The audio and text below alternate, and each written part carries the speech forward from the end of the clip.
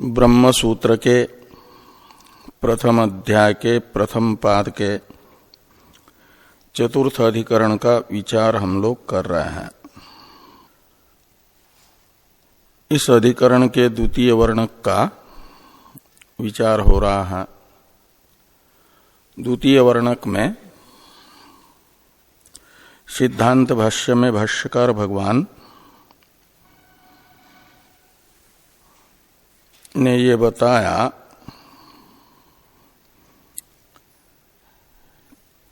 कि वेदांत प्रमाण जनित ब्रह्मात्म एकत्व साक्षात्कार होने पर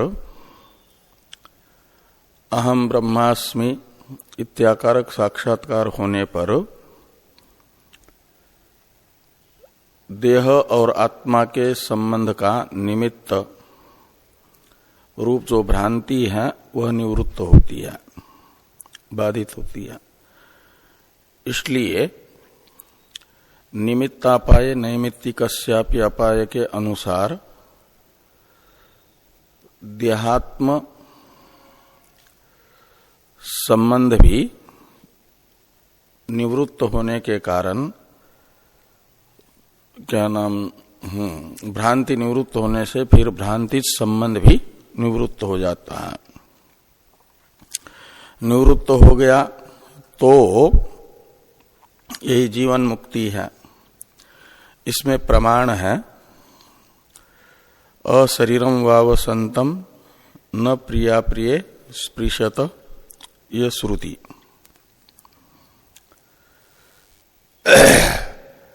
इस श्रुति ने बताया कि जब अशरीर हो जाता है का मतलब भ्रांतित जो संबंध है आत्मा का शरीर के साथ वह आत्म साक्षात्कार से बाधित हो जाता है। तो फिर कर्म का फलभूत जो प्रिया प्रिय शब्दित सुख दुख है उसका आत्मा के साथ कोई स्पर्श नहीं होता। का मतलब भोक्तृत्व रूप संसार निवृत्त हो जाता है। यहां तक की चर्चा हम लोग कर चुके हैं। अब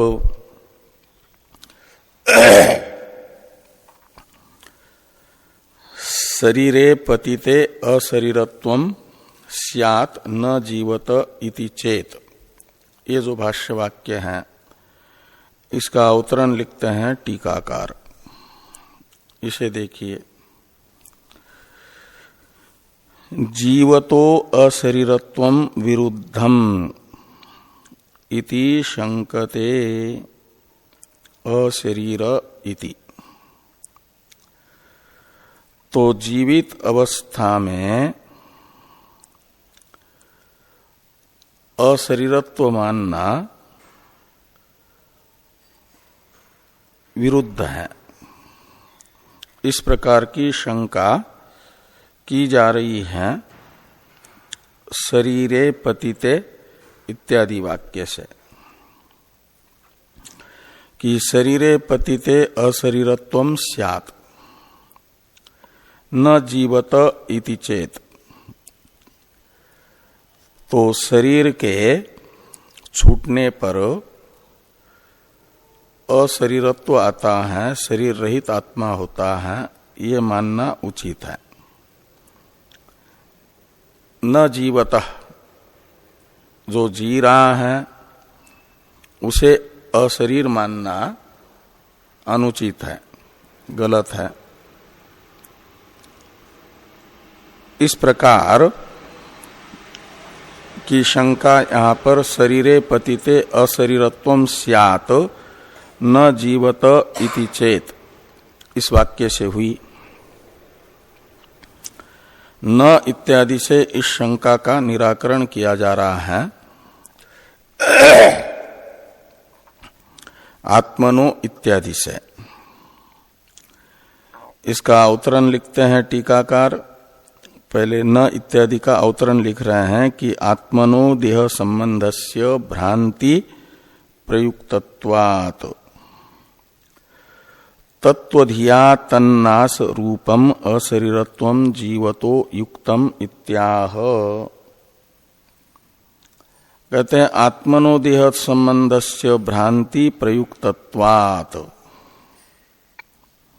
आत्मा का देह के साथ जो संबंध है वह भ्रांति निमित्तक है, भ्रांति मूलक है। इसलिए तत्वधिया तन्नास रूपम अशरीरत्वम जीवतो युक्तम, तो तत्वधिया यानी तत्व साक्षात्कार से, धी शब्द साक्षात्कारात्मक ज्ञान का परामर्शक है, तो तत्वधिया तृतीया का एक वचन है, यानी तत्व साक्षात्कारेण तन्नास रूपम अशरीरत्वम। तन्नास इसमें तत्शब्द से लेना देह संबंध, तो देह संबंध का कारण सहित नाश तत्व ज्ञान से हो जाता है, और देह संबंध का कारण है भ्रांति, वो प्रमा से निवृत्त हो जाएगी।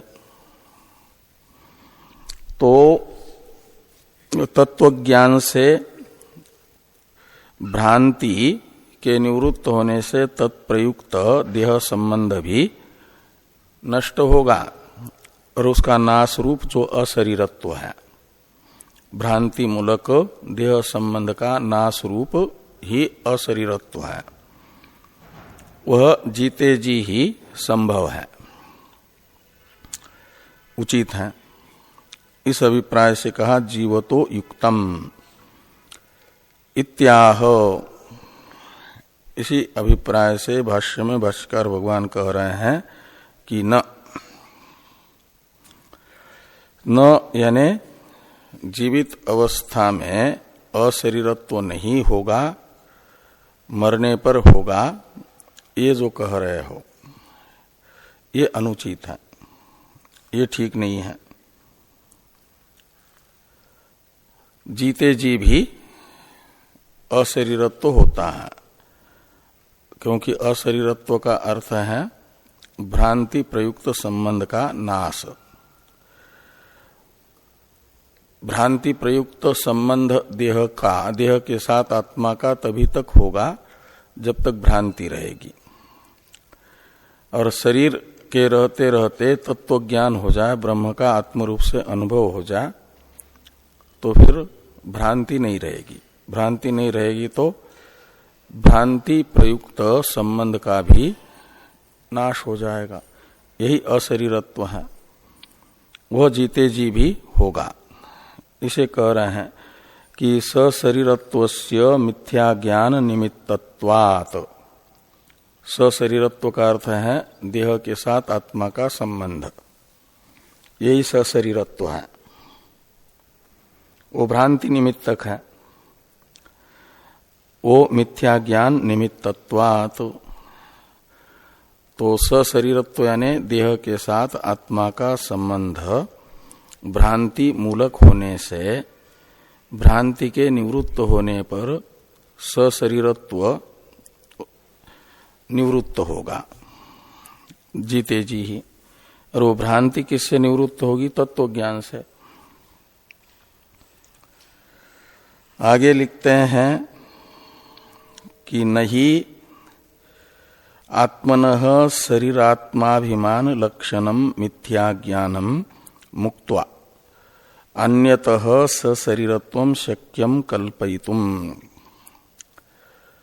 आत्मा का शरीर में आत्माभिमान रूप जो मिथ्या ज्ञान है यानी भ्रांति है, भ्रांति का ये स्वरूप हुआ आत्मा का शरीर में आत्माभिमान, ये है मिथ्या ज्ञान, भ्रांति। मिथ्या ज्ञान शब्द का अर्थ है भ्रांति।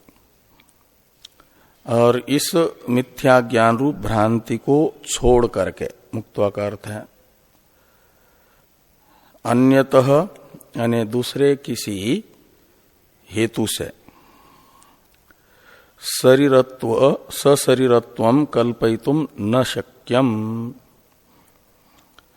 तो दूसरा कोई कारण होगा सशरीरत्व का, इस प्रकार की कल्पना करना संभव नहीं है।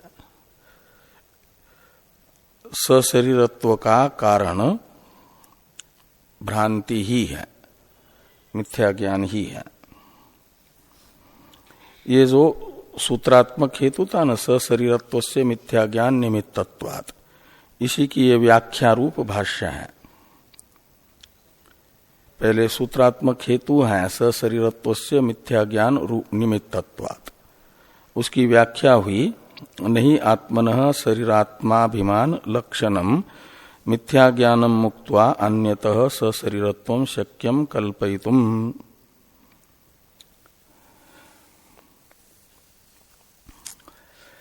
अब दूसरा जो वाक्य है भाष्य में, नित्यम अशरीरत्वम इत्यादि, इसका अवतरण लिखते हैं टीकाकार, असंग आत्मरूपम तु अशरीरत्वम तत्वधिया जीवतो व्यज्यते इत्याह नित्यमिति। सशरीरत्व तो है भ्रांति निमित्तक, यानी आगंतुक, और अशरीरत्व क्या है? सशरीरत्व हुआ भ्रांति निमित्तक यानी अनित्य। तो अशरीरत्व का निमित्त क्या है? जैसे सशरीरत्व का निमित्त है मिथ्या ज्ञान, ऐसे अशरीरत्व का निमित्त क्या है? तो कहते हैं अशरीरत्व तो आत्मा का स्वरूप है, वो नित्य है। आत्मा तो नित्य है ना, इसलिए अशरीरत्व ये आत्मा का स्वरूप होने से नित्य है। तो आत्मा का स्वरूप क्या है? असंगता। सशरीरत्व तो है ससंगता, और अशरीरत्व है असंगता। असंगता ये आत्मा का स्वरूप है और वो नित्य है। इस दृष्टि से अवतरण में टीकाकार ने लिखा कि असंग आत्मरूपम अशरीरत्वम तत्वधिया व्यज्यते। तो अशरीरत्व तो है एक प्रकार से आत्मा का स्वरूप ही, असंगता ही अशरीरत्व है, वो नित्य है। तो कहते यदि वो नित्य है तो फिर तत्व ज्ञान से पहले भी असंगत्व रूप अशरीरत्व भासना चाहिए ना, नित्य है तो, आत्मा का स्वरूप है तो कहते हो आत्मा का स्वरूप तो है असंगता रूप अशरीरत्व, लेकिन मिथ्या ज्ञान निमित्तक जो सशरीरत्व है उससे अभिभूत है। तो जब तक अभिभावक सशरीरत्व रहेगा तब तक वो आवृत्त रहेगा, अभिव्यक्त नहीं होगा, अनभिव्यक्त होगा, आच्छादित रहेगा। और वो अभिभावक जो सशरीरत्व है वो तत्व ज्ञान से निवृत्त होता है, और जैसे ही तत्व ज्ञान से निवृत्त हुआ तो माना जाता है फिर स्वाभाविक जो अशरीरत्व है वह अभिव्यक्त हुआ। तो तत्वज्ञान से आत्मस्वरूप रूप अशरीरत्व अभिव्यक्त होता है। इसलिए लिखा कि असंग आत्मरूपम अशरीरत्वम तत्वधिया जीवतो व्यज्यते। तो जो जीवित है उसे ही निर्दोष शुद्ध चित्त होने पर तत्वमशादी वाक्य से अहम ब्रह्मास्मि ऐसा तत्वज्ञान होगा, और इस तत्वज्ञान से निवृत्त होगा सकारण सशरीरत्व, और उसकी निवृत्ति वो आवरक था, प्रतिबंधक था, और उसके हटते ही स्वाभाविक जो अशरीरत्व है वह व्यज्यते यानी अभिव्यज्यते अभिव्यक्त हो जाता है। वो उस समय अनुभव में आता है, पहले होते हुए भी आवृत्त है। तो असंग आत्मरूपम तु अशरीरत्वम तत्वधिया जीवतो व्यज्यते इत्याह नित्यम इति। तो भाष्य में है नित्यम अशरीरत्वम अकर्म निमित्तत्वात् इति अवोचाम। तो अशरीरत्वम नित्यम, अशरीरत्व नित्य है, वह अकर्म निमित्तत्वात्। क्यों अनित्य माना जाता है अशरीरत्व को? तो कहते हैं वो कर्म निमित्तक नहीं है, अकर्म निमित्तत्वात्। तो कर्म निमित्तक न होने से वो हो गया नित्य, और नित्य होने से वह केवल सशरीरत्व दशा में, अविद्या दशा में अभिभूत रहता है, और अनभिभूत हो जाता है। अनभिभूत होने का अर्थ है अभिव्यक्त होना, अभिव्यक्त हो जाता है ज्ञान से। इति अवोचाम, अवोचाम का अर्थ है ऐसा हम पहले कह चुके हैं, बता चुके हैं।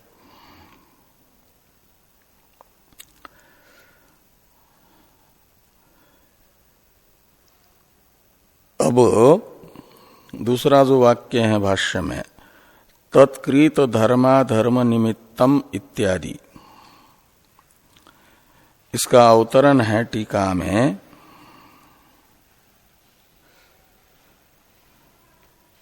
कि देहात्मनोः संबंध सत्य इति शंकते तत्कृत इति। ये कहा कि सशरीरत्व है, देह और आत्मा का संबंध, वो है भ्रांति मूलक, इसलिए तत्व ज्ञान से निवृत्त होता है, नाश होता है उसका। तत्वधिया तन्नाश रूपम सशरीरत्वम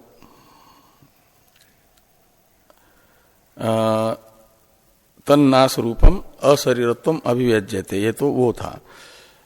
और ये जो है सशरीरत्व है भ्रांति निमित्तक आत्मा का देह के साथ संबंध।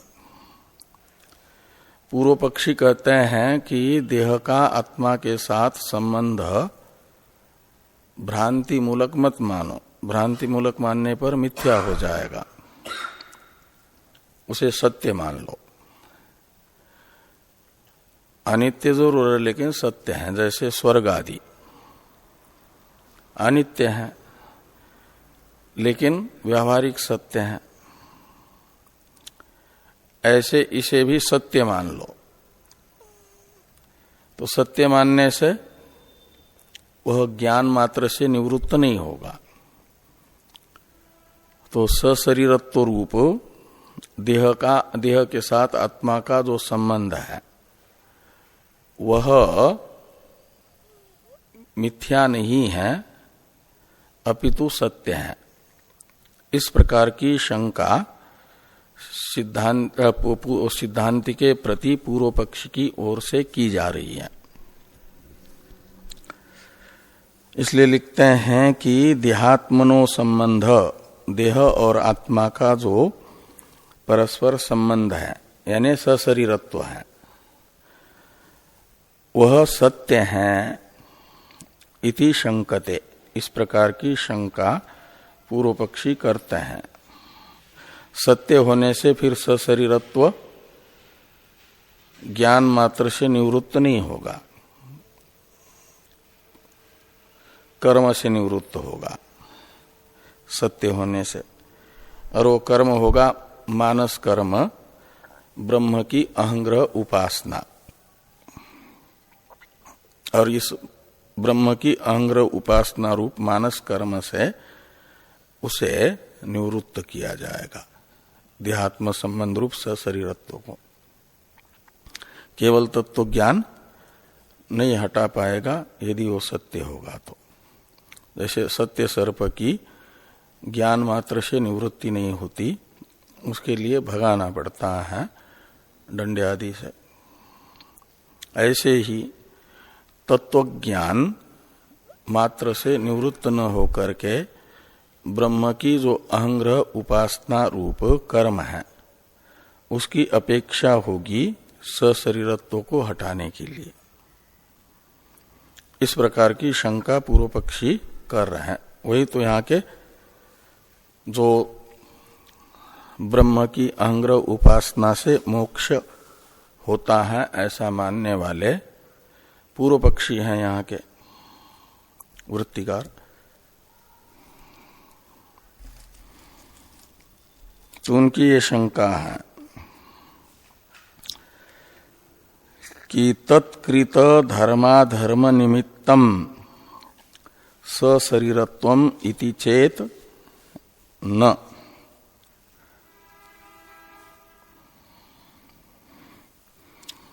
तो तत्कृत जो धर्माधर्म है और उन धर्माधर्म को निमित्तक ही सशरीरत्व है।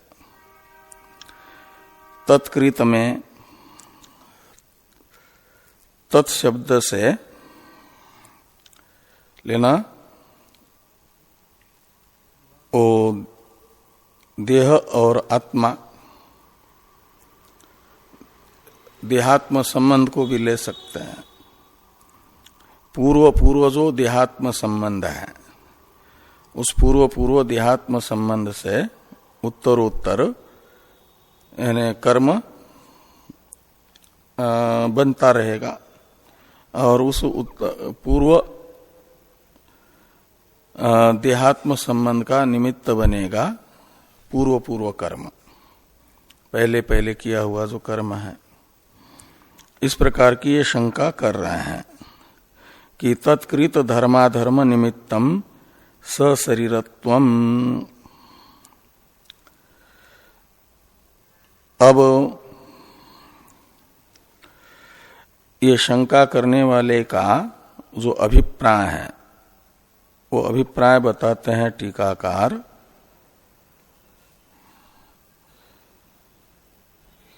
कि तन्नाशार्थम कार्यापेक्षा इति भावः। तन्नाशार्थम यानी सशरीरत्व नाशार्थम, सशरीरत्व को यदि सत्य मानेंगे, कर्मजन्य होगा तो सत्य होगा, कर्म निमित्तक होगा तो, और सत्य जो ये है आपका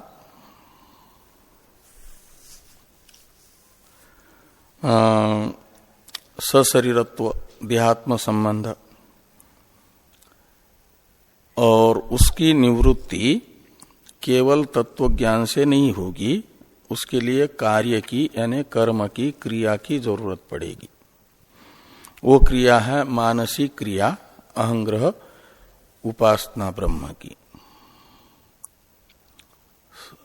इस प्रकार की ये शंका हुई पूर्व पक्ष की, इसी अभिप्राय से, इसी भाव से। अब सिद्धांती न इत्यादि से उसका निराकरण कर रहे हैं। इति चेत तक तो शंका है, उसके बाद में जो न शब्द है ना भाष्य में, हाँ, इति चेत के बाद में जो न है, ये पूर्व पक्ष की शंका का निराकरण है। तो निराकरण भाष्य का अवतरण लिखते हैं टीकाकार। आत्मनः शरीर संबंधे जाते धर्माधर्मोत्पत्ति ही तस्याम सत्याम संबंध जन्म इति अन्योन्याश्रयात एकस्य असिद्ध्या द्वितीयस्यापि असिद्धि स्यात् इति परिहरति न इत्यादिना। तो अन्योन्याश्रय दोष पूर्व पक्ष के कार्य कारण भाव में दिखा करके सशरीरत्व का और कर्म का आपस में परस्पर कार्य कारण भाव मानना चाहते हैं पूर्व पक्षी। पूर्व जो कर्म है पूर्व जन्म में किया हुआ, उससे उत्तर जन्म के देह के साथ आत्मा का संबंध, उस कर्म से, ऐसा मानना चाहते हैं। कर्म संबंध मानना चाहते हैं, भ्रांतिज नहीं।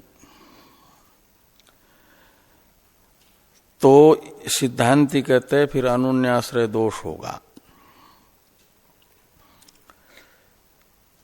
तो आत्मनः शरीर संबंधे जाते, ये सती सप्तमी है, तो आत्मा का शरीर के साथ संबंध हो जाए तब धर्माधर्म उत्पत्ति, धर्माधर्म की उत्पत्ति हो जाएगी, क्योंकि शरीर संबंध से धर्माधर्म की उत्पत्ति होगी।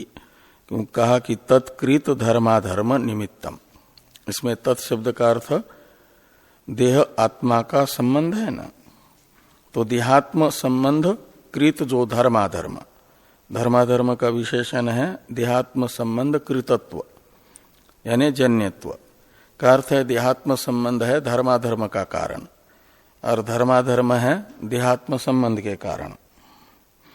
तो देहात्म संबंध पहले हो तब तो धर्माधर्म की उत्पत्ति हो जाएगी।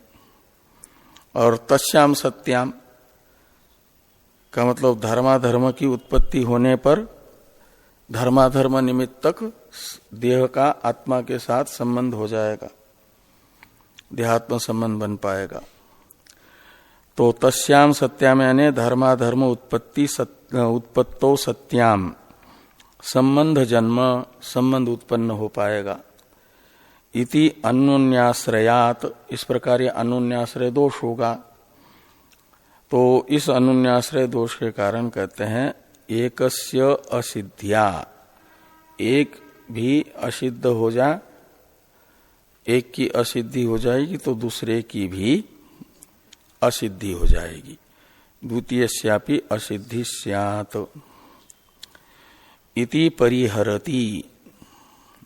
इस अभिप्राय से पूर्व पक्ष की यह शंका अन्योन्याश्रय दोष से दूषित है। ये कह रहे हैं कि न शरीर संबंधस्य असिद्धत्वात् धर्माधर्मयोः आत्मकृतत्वा सिद्धे। शरीर संबंधस्य धर्माधर्मयोः तत्कृतत्वस्य च इतरेतर आश्रयत्व प्रसंगात्।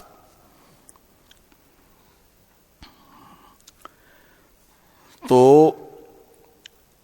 ये कह रहे हैं न यानी देहा आत्मा और देह के संबंध से उत्पन्न हुए कर्म निमित्तक सशरीरत्व को यानी देहात्म संबंध को नहीं कहा जा सकता। ये न का अर्थ निकला। भाष्यस्थ। और क्यों नहीं कहा जा सकता, इसके लिए हेतु बता रहे हैं कि शरीर संबंधस्य असिद्धत्वात्, आत्मा के साथ शरीर का संबंध अभी सिद्ध नहीं हुआ। और धर्माधर्मयो आत्मकृतत्व असिद्ध है। तो यदि शरीर के साथ आत्मा के संबंध का निमित्तभूत जो धर्माधर्म है, उसका कर्ता शरीर संबंध के बिना ही आत्मा बने यदि, तब तो धर्माधर्म आत्मा से हो जाएंगे और उस धर्माधर्म निमित्त को लेकर के देह के साथ आत्मा का संबंध होगा। तो देह संबंध निरपेक्ष आत्मा में धर्माधर्म कर्तृत्व सिद्ध हो तो, लेकिन कहते ये संभव नहीं है। तो धर्माधर्मयो हो आत्मकृतत्व असिद्ध है। तो धर्माधर्म आत्मा से जन्य है ये नहीं कहा जा सकता, आत्मा इनका कर्ता होगा ये नहीं कहा जा सकता। आत्मा में स्वतः कर्तृत्व सिद्ध नहीं है। आगे हैं भाष्य में ही कि शरीर संबंधस्य धर्माधर्मयोः तत्कृतत्वस्य च इतरेतर आश्रयत्व प्रसंगात। शरीर संबंध को यदि धर्माधर्म निमित्तक मानेंगे और धर्माधर्म को शरीर संबंध निमित्तक मानेंगे, तो इन दोनों में परस्पर अनुन्याश्रयत्व का प्रसंग आएगा, अनुन्याश्रय दोष आएगा। इसलिए यही मानना उचित है कि देह के साथ आत्मा का संबंध भ्रांति ही है, भ्रांति निमित्तक ही है, धर्माधर्म निमित्तक नहीं है। हाँ, बीज वृक्षवत पूर्व पक्षी मानना चाहते हैं, लेकिन भाष्यकार भगवान आगे कह रहे हैं कि बीज और अंकुर के तरह भी नहीं कहा जा सकता यहाँ परस्पर कार्य कारण भाव, क्योंकि ये कल्पना अप्रामाणिकी हो जाएगी। ये आगे लिख रहे हैं अंध परंपरा ऐसा अनादित्व कल्पना भाष्य में। इसका अवतरण है टीका में, इसे देखिए।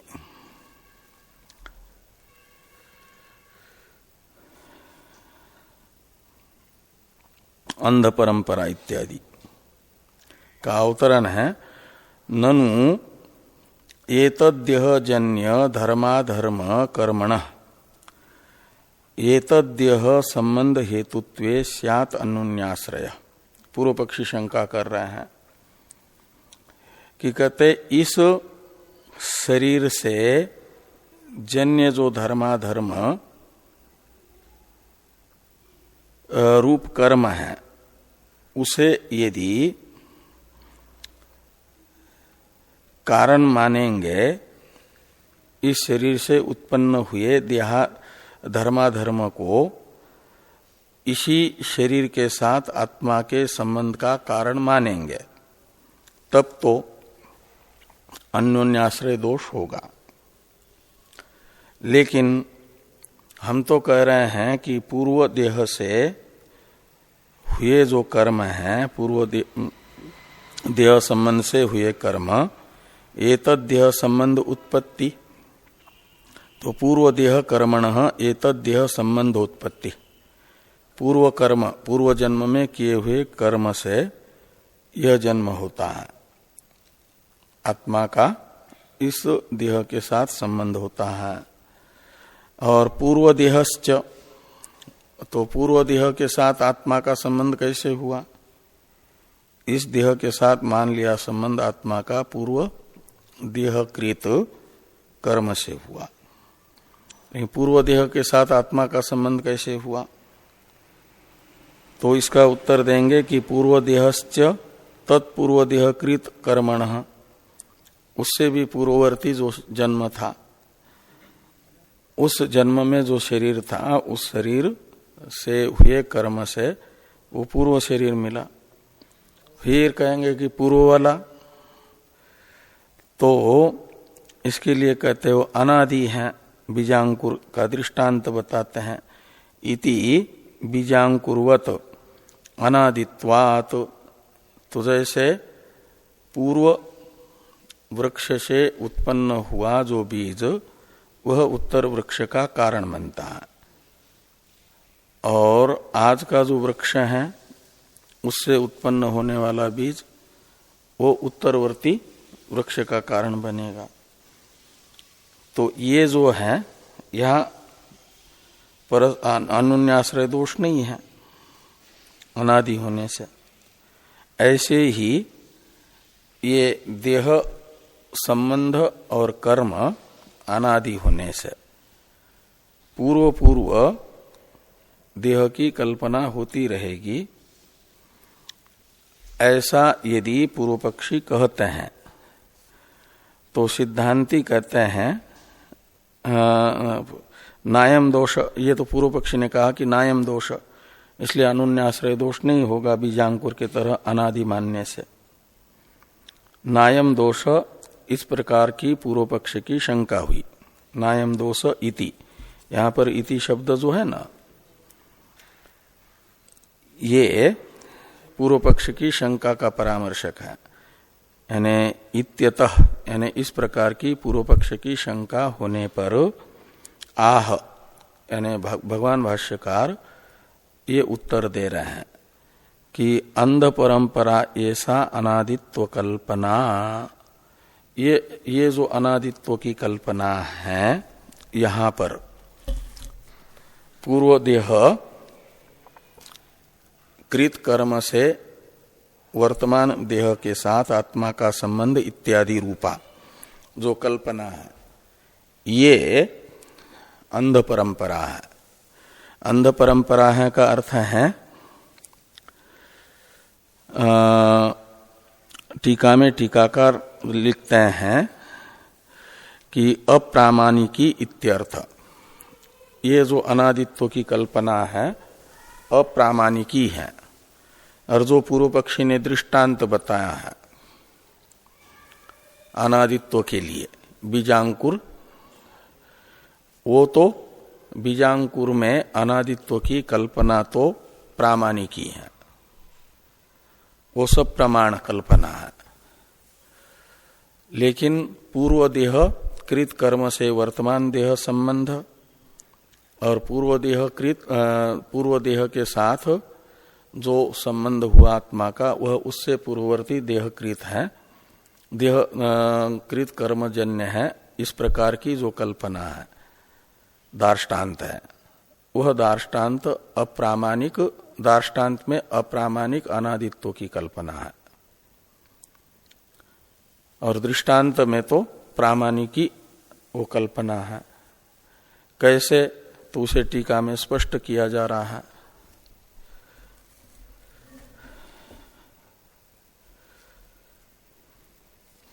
कि नहीं बीजात अंकुरः ततो बीजांतरंच यथा प्रत्यक्षेन दृश्यते तद्वत् आत्मनो देह संबंध पूर्व कर्म कृतः प्रत्यक्ष।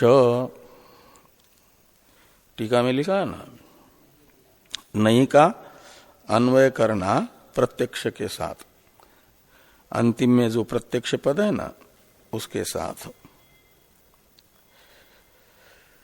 कहते हैं जैसे दृष्टांत में बीजात अंकुरः ततो बीजांतरंच यथा प्रत्यक्षेन दृश्यते, तो जैसे दृष्टांत में हम प्रत्यक्ष प्रमाण से देखते हैं किसान ने जो पिछले वर्ष में हुई फसल से उत्पन्न हुआ बीज रखा, वही खेत में बोया और उससे फिर अंकुर हुआ, वृक्ष बना, और फिर उसमें जो फसल आई और वह बीज फिर रखा, फिर दूसरे फसल का कारण बना। ये प्रत्यक्ष प्रमाण से देख रहे हैं ना। इसलिए यहां पर तो अनादित्व की कल्पना दृष्टांत में प्रत्यक्ष प्रमाण मूलक है, प्रत्यक्ष प्रमाण से प्रमाणित है। तो कहते जैसे दृष्टांत में ये प्रत्यक्ष प्रमाण से देखा जाता है, ऐसे तद्वत आत्मनो देह संबंध पूर्व कर्म कृत न प्रत्यक्ष, जो शुरू में न है वो प्रत्यक्ष के साथ आएगा कि आत्मा वर्तमान देह के साथ आत्मा का संबंध पूर्व जन्मकृत कर्म से हुआ है, ये प्रत्यक्ष प्रमाण से गृहीत नहीं हो रहा है। तो कहा तो एक प्रत्यक्ष प्रमाण ही तो नहीं है, शास्त्र प्रमाण भी तो है। तो शास्त्र प्रमाण से सिद्ध होगा ऐसा यदि पूर्व पक्षी कहेंगे तो सिद्धांति कह रहे हैं कि नापि अस्ति कश्चित आगम, आगम यानी शास्त्र, कोई शास्त्र भी यहां पर प्रमाण नहीं है ये बताने वाला कि पूर्व जन्मकृत कर्म से वर्तमान देह के साथ आत्मा का संबंध है, ऐसा बताने वाला कोई शास्त्र भी नहीं है। इसलिए या तो प्रत्यक्ष प्रमाण से ज्ञात होता, या तो शास्त्र प्रमाण से, स्वतः प्रमाणभूत शास्त्र प्रमाण इसको बताता। अतीन्द्रिय अर्थ में तो शास्त्र प्रमाण होता है ना,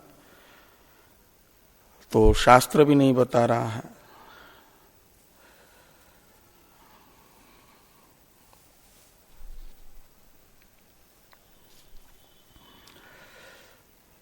उल्टा शास्त्र तो ये बता रहा है क्या कि ये कहते हैं कि प्रत्युत यानी इससे विपरीत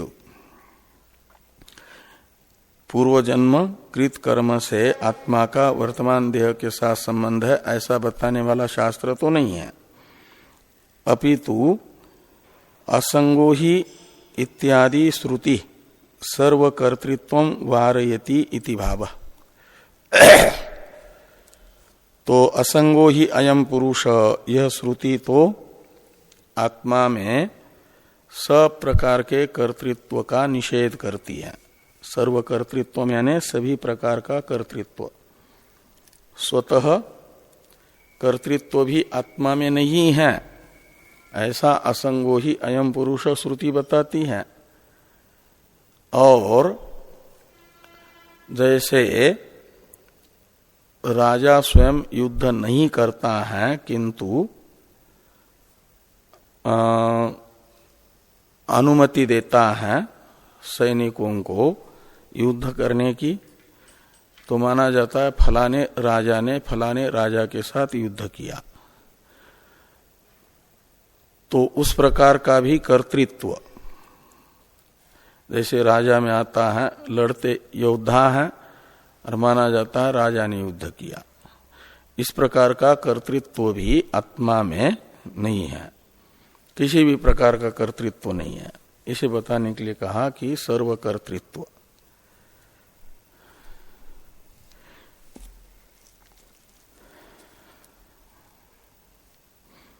कि सर्वकर्तृत्वम वारयति, कौन वारयति का करता है? श्रुति। असंगो ही अयम पुरुष, यह श्रुति। ये सिद्धांतियों ने कहा इति भाव, ये अभिप्राय है अंध परंपरा ऐसा अनादित्व कल्पना इसकी, इसका ये अभिप्राय निकला। अब भाष्य में जो क्रिया समवाया भावाच्च इत्यादि वाक्य है, इसका अवतरण लिखते हैं टीकाकार, तत्र युक्तिम आह, आत्मा में किसी भी प्रकार का कर्तृत्व नहीं है, ये जो असंगो ही अयम पुरुष यह श्रुति बता रही है। ये श्रुति सिद्ध अर्थ युक्ति से भी निश्चित होता है, युक्ति युक्त है। इसे बताने के लिए तत्र शब्द से लेना श्रुति के द्वारा बताया गया आत्मा में सर्वकर्तृत्वाभाव, और उस सर्वकर्तृत्वाभाव में आत्मा के युक्ति भी बताते हैं भाष्यकार भगवान। युक्तिम आह, आह का कर्ता है भगवान भाष्यकार। क्रियेति, क्रिया इत्यादि से, तो क्रिया समवाया भावाच्च आत्मनः कर्तृत्वानुपपत्ते, तो क्रिया समवाया भावाच्च,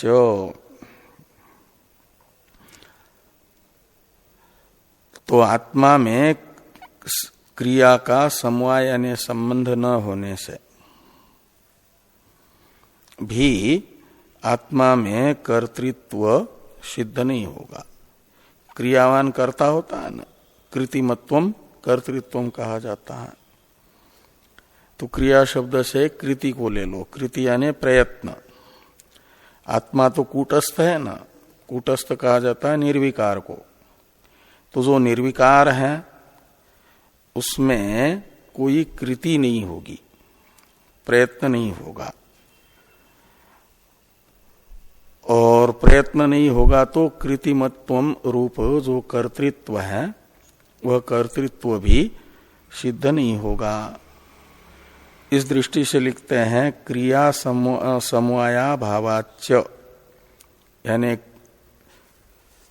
कर्ता बनने के लिए अपेक्षित जो कृति चाहिए उस कृति का अभाव होने से भी आत्मा में कर्तृत्व अनुपपत्ते, कर्तृत्व सिद्ध नहीं होगा, कर्तृत्व का हेतु न होने से। टीका में एक वाक्य है, कूटस्थस्य कृति अयोगात न कर्तृत्वम इत्यर्थ। जो कूटस्थ है, निर्विकार है, उसमें कोई कृति का संबंध न होने से, योग का अर्थ है संबंध, अयोग का अर्थ है असंबंध, संबंध न होने से, तो निर्विकार आत्मा में कृति न होने के कारण निर्विकार आत्मा में, कूटस्थ आत्मा में कर्तृत्वम न, वो कर्तृत्व सिद्ध नहीं होगा। अब पूर्व पक्षी ये शंका करते हैं कि भले ही आत्मा स्वयं कर्ता न हो, स्वतः कर्तृत्व न हो आत्मा में, लेकिन दृष्टांत के आधार पर स्वतः अकर्तृत्व न होने पर भी सक्रिय पदार्थ के सन्निधि से कर्तृत्व आ सकता है। इसके लिए दृष्टांत बताते हैं, शंका करते हैं कि सन्निधान मात्रेण, भाष्य में है, सन्निधान मात्रेण राज प्रभृति नाम दृष्टम कर्तृत्वम इति चेत। तो राज प्रभृति नाम, तो राजा आदि, प्रभृति शब्द का अर्थ है आदि, प्रभृति शब्द आदि का पर्यायवाचक होता है। तो राज प्रभृति नाम का अर्थ है राजादि नाम, राजादि नाम नहीं, आदि यानी राजा से अलग फिर बाकी औरों को भी लेना। राजा हुआ तो दूसरे कोई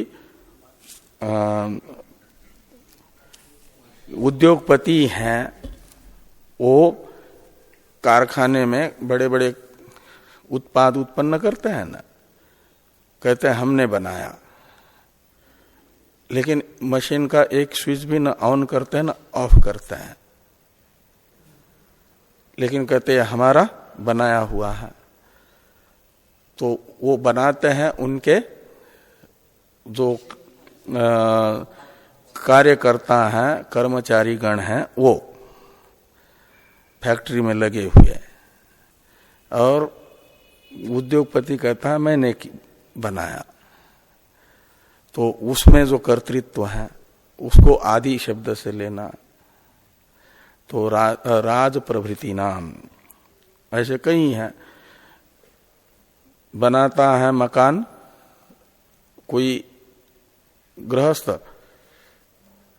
और यद्यपि वो पैसे दे करके मिस्त्री आदि लगा करके लेबर आदि लगा करके बनाता है, कोई एक ईंट भी नहीं जोड़ता किसी कोठी को बनाने के लिए कोई कोठी का मालिक, लेकिन कहता है कि ये कोठी हमने बनाई। का अर्थ है पैसे दे करके मिस्त्रियों से बनवाई, तो भी उसमें कर्तृत्व आ गया ना उसका। तो आदि शब्द से ऐसे इन सब लोगों को लेना है। राजा है तो उद्योगपति हैं, तो मकान बनाने वाले जो मकान के मालिक हैं मिस्त्री आदि से, वो कभी एक ईंट इधर की उधर नहीं करते, लेकिन कहते हमने बनाया। बड़े बड़े जो बिल्डर होते हैं तो ये प्रोजेक्ट हमारा यहाँ चल रहा है, ये हमने बनाया, ये हमने बनाया, ये हमने बनाया, लेकिन कभी वो कुछ उस बिल्डिंग के लिए स्वतः करते नहीं, कराते हैं दूसरे से, तब भी कर्ता माना जाता है। ऐसे आत्मा में स्वतः कर्तृत्व न होने पर भी सक्रिय अन्य के संबंध से कर्तृत्व माना जा, ये शंका है कि सन्निधान मात्रेण, इसमें सन्निधान का अर्थ है संबंध, तो क्रिया करने वाले के साथ संबंध आत्मा का होने से राजा आदि में जैसे कर्तृत्व आता है ऐसा कर्तृत्व माना जाए। क्रिया करते हैं शरीर, इंद्रिय, मन, बुद्धि, और उनके साथ आत्मा का संबंध होने से आत्मा को भी कर्ता माना जा। ये शंका हुई आत्मा में कर्तृत्व की। न इत्यादि से इस शंका का भी निराकरण किया जा रहा है, दृष्टांत और दार्ष्टान्त में वैषम्य दिखा करके। तो न इत्यादि समाधान भाष्य का अवतरण है टीका में। स्वतो निष्क्रियस्यापि कारक सन्निधिना कर्तृत्वम इति शंकाम दृष्टांत वैषम्येन निरस्यति। पूर्व पक्षी ने आशंका की कि स्वतो निष्क्रियस्यापि, स्वतः आत्मा निष्क्रिय होने पर भी कारक यानी क्रियावान, क्रिया का उत्पादक जो शरीर, इंद्रिय, मन है, इनके संबंध से आत्मा में कर्तृत्व मान लिया जाए। इस प्रकार की जो पूर्व पक्ष की शंका है, इस शंका का दृष्टांत वैषम्येन निरस्यति, दृष्टांत का दार्ष्टान्त में वैषम्य दिखा करके निराकरण करते हैं भगवान भाष्यकार। न इत्यादि से हाँ दृष्टांत नहीं, दृष्टांत तो उभय सम्मत है, लेकिन दृष्टांत के तरह समानता दार्ष्टान्त में नहीं है। दृष्टांत की समानता दार्ष्टान्त में नहीं है, ये वैषम्य है, विषम दृष्टांत है, ये बता रहे। दार्ष्टान्त के अनुकूल दृष्टांत नहीं है, ये दिखा करके निराकरण किया जा रहा है। तो दृष्टांत में तो राजा सैनिकों को वेतन आदि दे करके खरीद लेता है एक प्रकार से। फैक्ट्री आदि में वेतन दे करके फैक्ट्री के कर्मचारियों को उद्योगपति खरीद लेता है। संबंध बनता है स्वस्वामी भाव संबंध सैनिकों के साथ राजा का, फैक्ट्री के कर्मचारियों के साथ उद्योगपति का, गृह निर्माण करने वाले मालिक का, और गृह निर्माण में सक्रिय जो मिस्त्री आदि हैं उनका एक आपस में संबंध बनता है। वो संबंध धन दान आदि के द्वारा बनता है। ऐसा आत्मा का देह के साथ कोई संबंध बने। आत्मा राजा जैसे अपने राष्ट्र की सुरक्षा के लिए या विस्तार के लिए सैनिकों को प्रेरित करता है युद्ध करने के लिए, ऐसा आत्मा किसी अपने प्रयोजन के लिए देहादि को वो कर ले, क्या नाम, प्रेरित, तब तो संबंध बनेगा, दृष्टांत और दाष्टांत समान होगा। लेकिन ऐसा नहीं है। इसे कहा जा रहा है न धन दानादि उपार्जित इत्यादि से भाष्य में। यह आ रहा है 2 वाक्यों में आगे। इस पर चर्चा करते हैं हम लोग कल ही। हाँ, कल अनध्याय है, परसों। ओम पूर्णमदः पूर्णमिदं पूर्णात् पूर्णमुदच्यते